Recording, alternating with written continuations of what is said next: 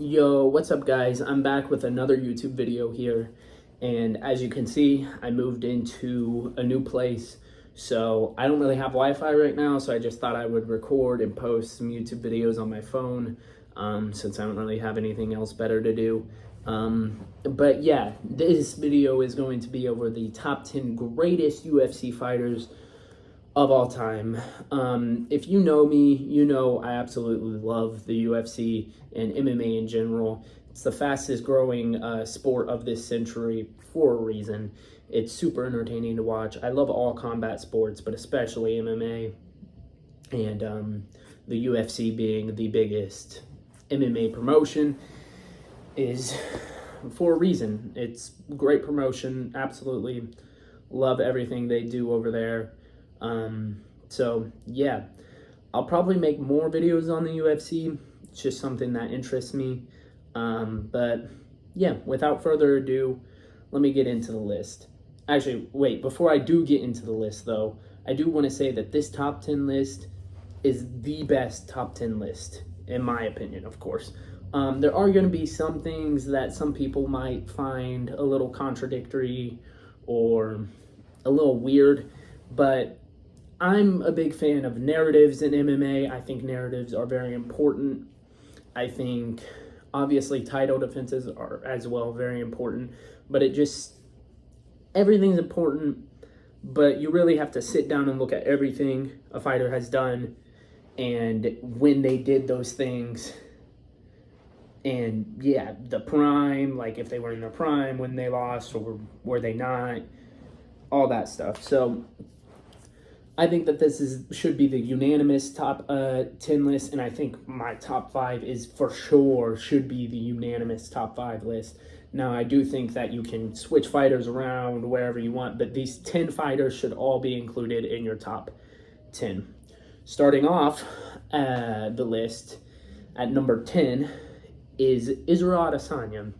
Israel Adesanya is a very polarizing figure in MMA. A lot of people like him, a lot of people like his style, but a lot of people hate him. There's reasons and valid reasons for both.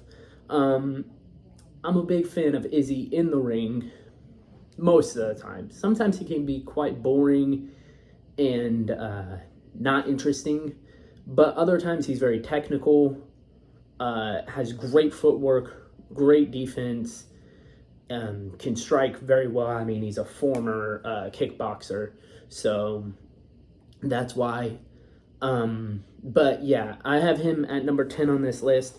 Him and number 9 are very, very close. Same with, really, honestly, everyone outside of the top 10 or outside of the top 5, I mean, is very, very close. Like, super duper close. But I put him here, mostly to do, I mean, his last performance was a little bit iffy.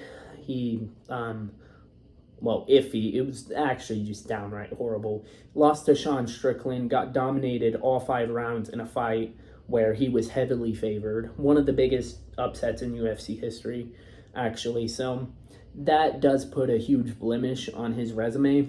But I mean, he has 5 title defenses. He's beaten some legends in middleweight like Anderson Silva, and beat Robert Whittaker twice. He has another bout scheduled with Dricus du Plessis for later on in the year.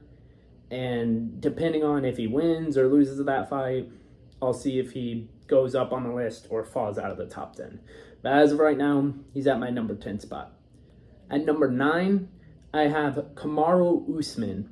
Like I said, number 9, Usman and Izzy, very like close. I feel like you could interchange a lot of them, but I personally think Usman's legacy is just a little bit better. I know Usman has, I think he has 3 losses in his UFC career, which those 3 losses came recently. He's lost 3 times in a row now. But it's kind of hard because he also has 5 title defenses, and he was matched up against Like, he ran through the whole welterweight division. He beat guys like Sean Strickland, who went on to beat Israel Adesanya, which I know Sean Strickland was younger in that fight, and it looks like he's starting to become more of who Sean Strickland actually is. Sean Strickland has improved a lot since then. So take that with a grain of salt, but still, he has beat Sean Strickland. He beat Colby Covington twice, which is a nightmare matchup. A dude with crazy cardio and great wrestling, just like himself. And he beat him twice. And then he went on and has beaten Jorge Masvidal. That's probably his weakest title defenses. Jorge's not really anything too special, but also having a nightmare matchup, Gilbert Burns. And being able to beat Gilbert Burns is pretty crazy too. And then also he took the belt off of Tyron Woodley, who is an underrated champ as well. So yeah, no, Kamaru Usman for sure deserves to be in the top 10. I think he's perfect at the number 9 spot. Even if you look at his last 3 losses, you really have to, this is what I talk about narratives in MMA. You really have to like put context into those losses. His first loss was against Leon Edwards, a guy who he already had beaten at the beginning of both of their UFC careers. Already beat him. Leon had climbed the rankings and did very, very well. Got up, fought Usman, and was losing every round until he knocked out Usman in the 5th round with a crazy head kick KO. And then fought Leon again. Arguably should have been a draw. I personally think that the 3rd Leon fight should have been a draw 100%. Leon was doing some sketchy stuff throughout the fight. Now, obviously I'm a little bit biased because I love Kamaru Usman, so that's why. But I personally think that one should have been a draw. And then he went on to fight Khamzat Chimaev in middleweight, which is a weight class above where he normally fights, which is at welterweight. Went on, faced Khamzat Chimaev on like less than 2 weeks notice, which is insane, and lost the 1st round, but then went on to win the 2nd round, and you could argue the 3rd round. I personally think that fight should have also been a draw, but they gave it to Khamzat. You can see either side. Personally, for me, I would have given that one a draw as well, or maybe even an Usman win. But like I said, his losses aren't too bad, and they're also to some great fighters, so that's why he's here at the number 9 spot. At number 8, I have Stipe Miocic, the heavyweight GOAT, Stipe Miocic. Stipe is a very interesting one because he only has 4 title defenses compared to Israel and Kamaru Usman's 5. So you might see that and be like, oh, well, shouldn't he be below them? I don't think so. I think Stipe is the heavyweight GOAT. It's hard to stay great in that division for very long. So, and I mean, he is the GOAT of that division unanimously. So I think it's pretty easy for people to get caught up. But, you know, you look at his resume and you see the guys he faced. I mean, he faced Daniel Cormier 3 times, beat him 2 times, which is insane. Beat Francis Ngannou, obviously had also lost to Francis, but had beat Junior Dos Santos, just beat a bunch of guys in that division. I mean, he's an insane fighter. I think he deserves to be here 100%. Obviously, I think there's a big blemish on his resume, which is losing to Stefan Struve. But, you know, sometimes they have bad nights, and I think a heavyweight GOAT should always be above 2 guys who aren't necessarily the GOATs of their divisions. Like I said, Stipe has had losses throughout his career. I think he's had 4 UFC losses in total, I believe, because he's lost to Stefan Struve, DC, Francis, and I think there's another one in there. I could be wrong, though. But I'm blanking on the name. But yeah, he's had some great fights, and yeah, I think he easily deserves the number 8 spot. At number 7, I have Alexander Volkanovski. Listen, Alexander Volkanovski is a badass fighter.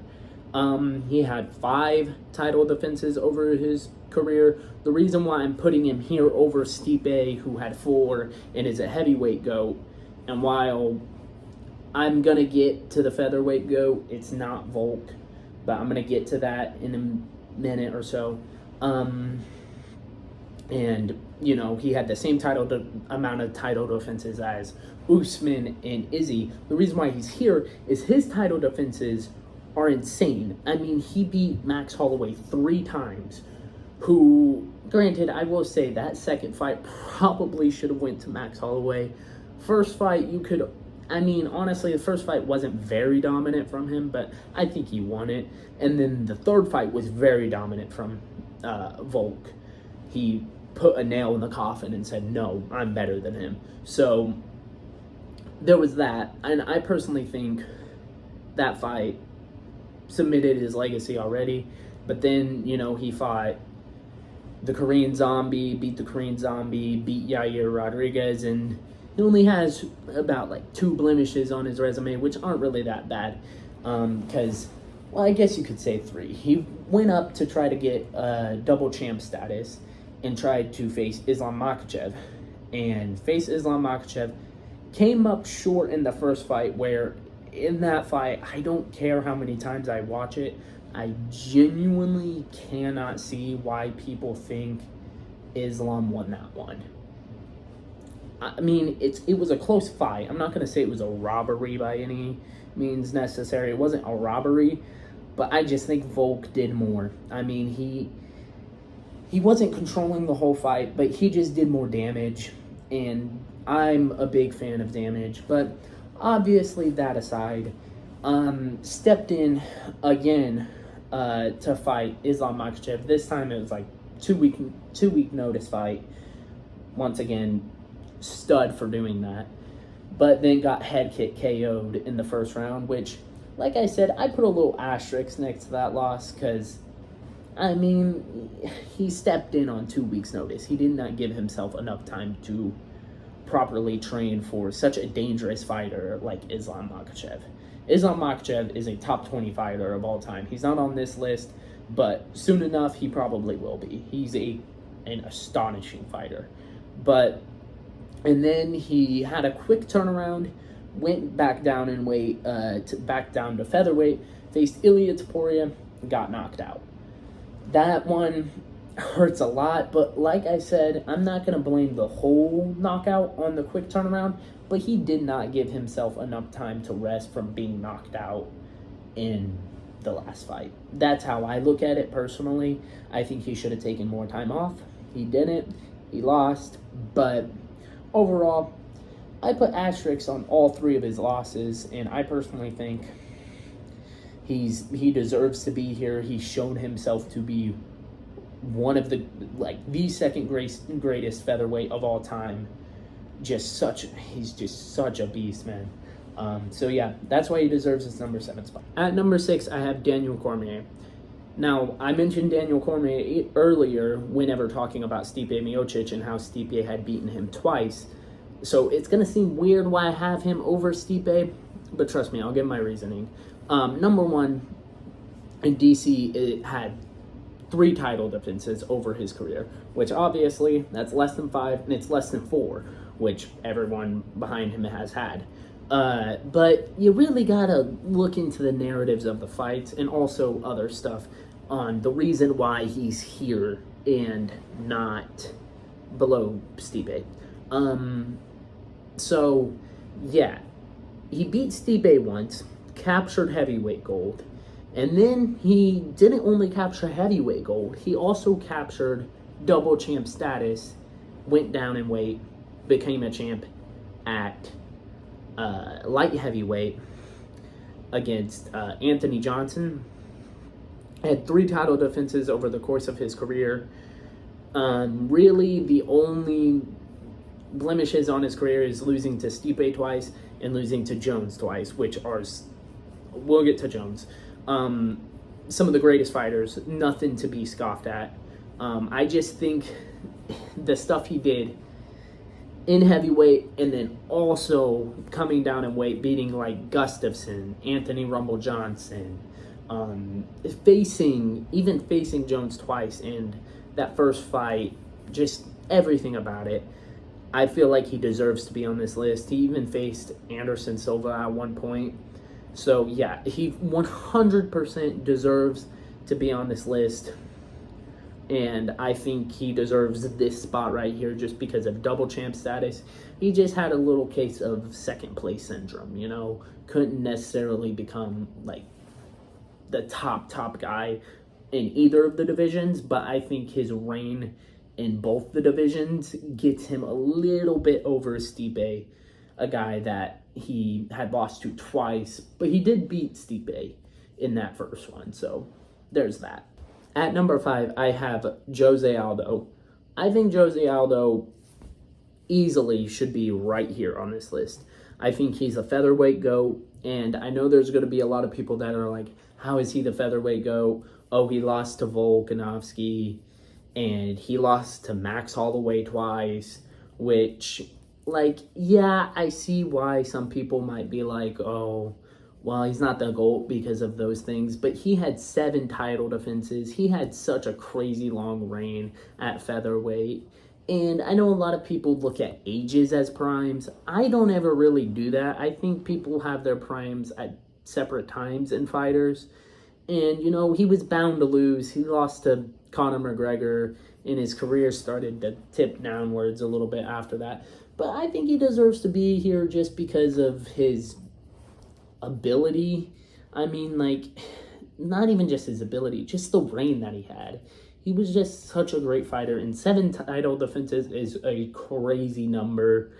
And yeah, 100% deserves to be here on this list. Like I said, I think this top 5 is pretty much unanimous. Obviously, there's some fans that think other, but I think this top 5 should be pretty unanimous. Coming in at number 4, I have Anderson Silva. Anderson Silva, crazy good fighter. I think he's the reason why a lot of people had even gotten into MMA, and why some people are even fighting in the UFC today, such as like Israel Adesanya. He was a super inspirational talent to a bunch of people. So I think he easily deserves to be here with his 10 title defenses. I mean, 10 is just such a crazy number. He's the middleweight GOAT. He went on a crazy fight win streak. I can't remember how many. It was like 16 or 17 or something like that.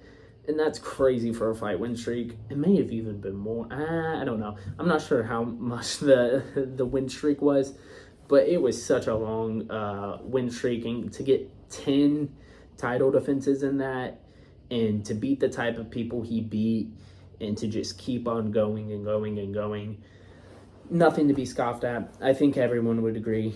Top 5 for sure. At number 3, I have Demetrius Mighty Mouse Johnson. I think DJ 100% should be here. Just crazy good fighter. Start out with the big one, 11 title defenses. Now, there is a little bit of with his resume because of the people he beat. But what I like to say is, I mean, he didn't get to choose the people, you know, and also, like, it's not his fault that the weight that he fights at is just not the most talented. If you guys don't know, he fights at flyweight. He's the flyweight GOAT, which is the smallest weight class for men's UFC. It's like 125, super small, but he deserves to be here just because of his total domination. He beat guys like Henry Cejudo, who's another great fighter. And yeah, he's just such a beast, man. I think he easily deserves to be on this list. The only blemish he has is just the people he faced, really.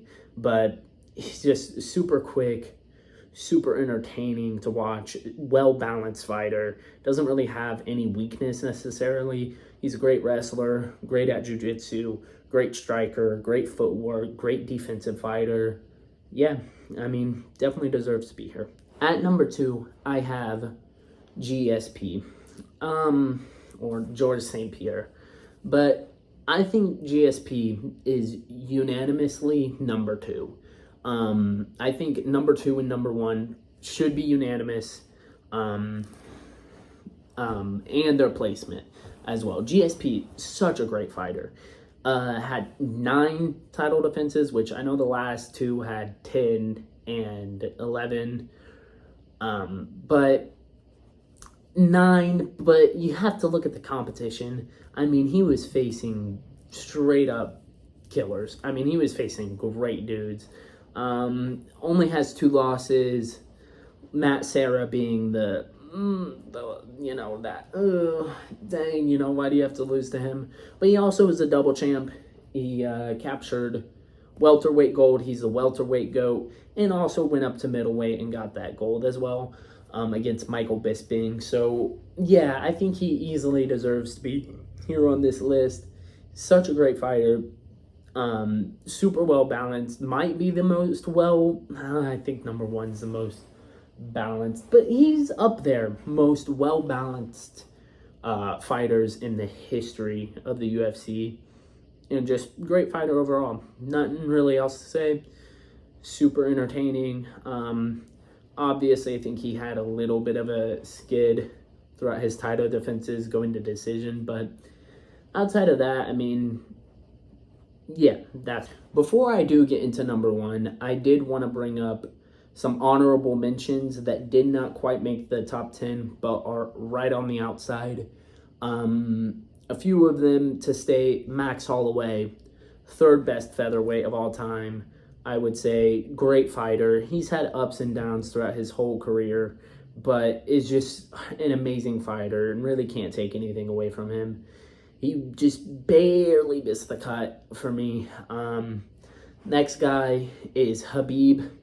That one's going to sting for a lot of people. A lot of people think Khabib's the GOAT just because he never really lost and all that other stuff. But like I said, I take narratives into account.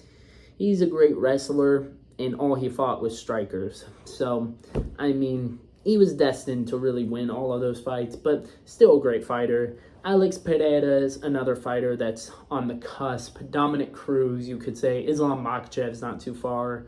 So all those guys are up there, but yeah, let's just get to number 1. I have the unanimous GOAT. No questions asked. Should not be a conversation. Don't know why it's a conversation to most people. Jon Bones Jones. Jon Jones is easily the GOAT. I don't know why people have this narrative that he's not. Just because you don't like the guy, you don't have to like the guy. He's still the GOAT. It does not matter how you feel about him. He is the GOAT. I think a lot of people... Let me not get into the whole GSP versus Jones debate. I'll probably make a separate video just on that, just so I could really, talk about it. But Jones, great fighter. Light heavyweight GOAT, went up to heavyweight and also captured heavyweight gold last year. I mean, just great fighter overall. I think he easily deserves to be on this list. I think he's number 1. Like I said, should be number 1 unanimously. Beat Daniel Cormier twice. Beat Alexander Gustafsson twice. No matter what you want to say about that first fight. The first fight was a little suspicious. The only blemishes he really has on his career is maybe some of the guys he fought being shorter than him.